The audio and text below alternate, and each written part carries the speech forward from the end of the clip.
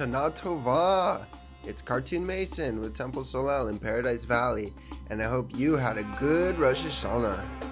We finished the month of Elul, we had Rosh Hashanah, and now it's time for the holiest day in all of Judaism, Yom Kippur. Shlomi Rappaport, known by his much less Jewish-sounding pseudonym S. Ansky, detailed the holiness of Yom Kippur wonderfully in his play The Dybbuk, which premiered in Warsaw in the year 1920. Rabbi Azrael ben Hodos once said, Hashem, God's world, is great and holy. The holiest land in the world is Israel, and the holiest city in Israel is Jerusalem.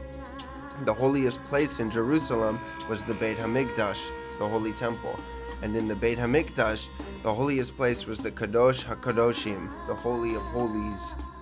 There are 70 nations in the world, and the holiest among them is Israel. The holiest among Israel is the tribe of Levi, and in the tribe of Levi, the holiest are the Kohanim, the priests. Among the Kohanim, the holiest was the Kohen Gadol, the high priest. There are 354 days in the Jewish calendar year. Among these, the Yom Tovim holidays are holy. Higher than these is the holiness of Shabbat.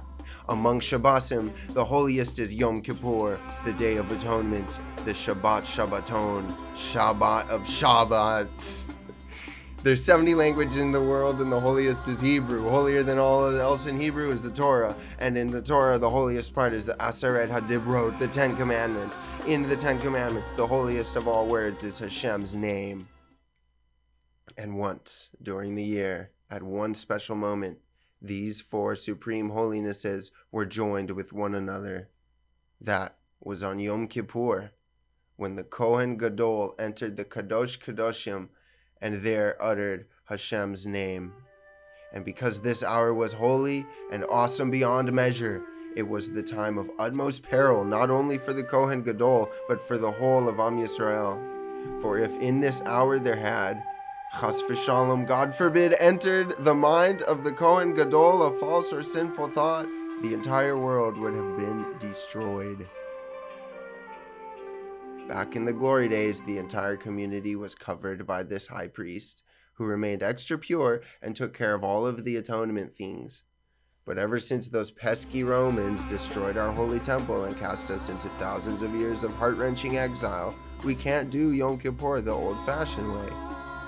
There is no high priest, and we're all responsible for our own actions. Sounds like a nightmare, right? Wrong.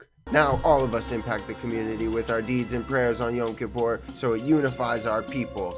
Sounds like a dream, right? Wrong! Wake up! This ain't no dream. This is reality, with a capital R. And the reality of the situation is that Yom Kippur is coming, Tishrei 10th. So I call upon all Jews watching this vid. Approach this Yom Kippur as if you were the high priest, as if you had an intimate, authentic, and deeply meaningful relationship with God, as if the future of your people depended on it, because in a way, it really does. I'll see all of you at our Yom Kippur services next week here at Temple Solel.